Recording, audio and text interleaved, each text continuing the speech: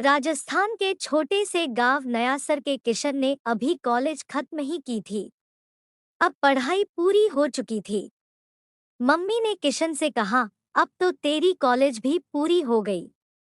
नए साल से तू तेरे पापा की कंपनी संभाल लेना। डाइनिंग टेबल पर परिवार संग बैठकर ब्रेकफास्ट कर रही माला बड़े ही अभिमान से बोली, ओह नो मम्मा, अभी थोड़ा एंजॉय कर लूं, फिर संभाल लूंगा कंपनी। किशन सैंडविच खाते हुए अपने पापा को देखने लगा।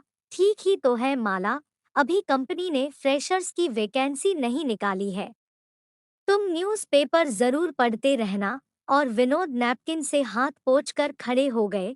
आप भी ना मजाक अच्छा कर लेते हो। माला विनोद को आश्चर्य के साथ देखने लगी। यह मजाक नहीं है। मेरी कंपनी मेरी नहीं, मेरे कर्मचारियों की मेहनत है। हम कंपनी के लिए कोई भी कंप्रोमाइज नहीं करते हैं, न खुद पर नहीं बाहर किसी और पर। किशन, जल्द ही मिलते हैं कंपनी के इंटरव्यू में।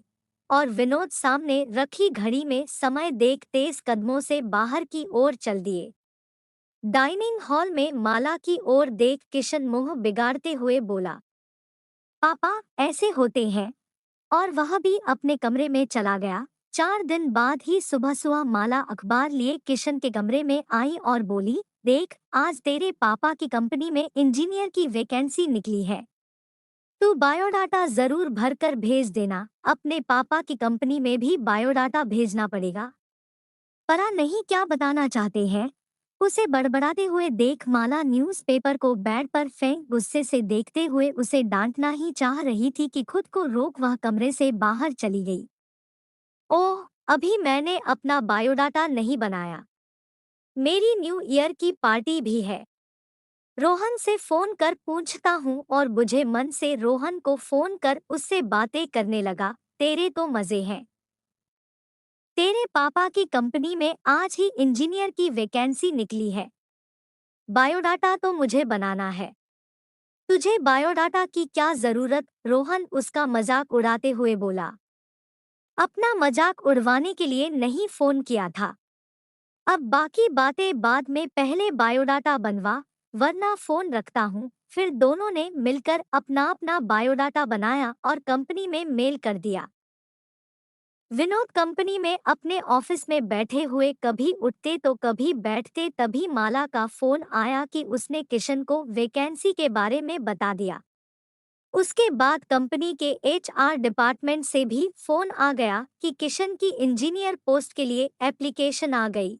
अपनी चेयर पर बैठ विनोद मुस्कुरा दिए।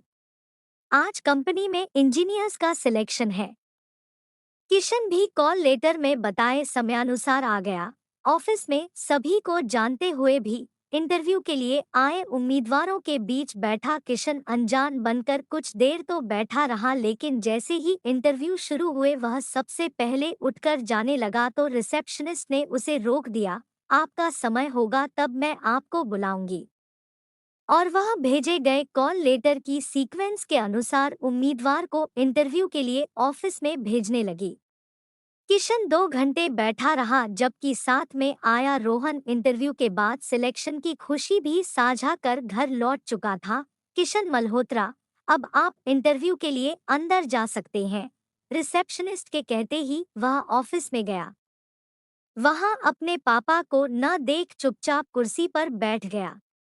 1 घंटे चले इंटरव्यू में उससे विषयों के साथ जीवन से जुड़ी बातें भी पूछी गई।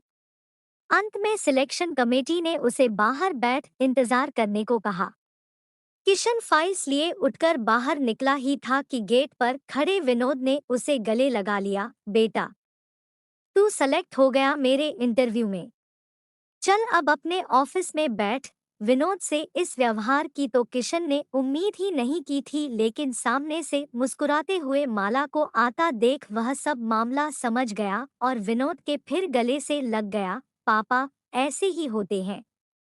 माँ की ममता दिखती है और हमारा कड़पन, कहकर हंसते हुए विनोद ने अपने कर्मचारियों संग मिलकर उसके लिए बनाए नए ऑफिस के इनॉग्रेशन का जश्न मनाया। आज साल की यह अंतिम रात किशन संग झूमती गाती नए साल की सुबह के इंतजार में लग गई।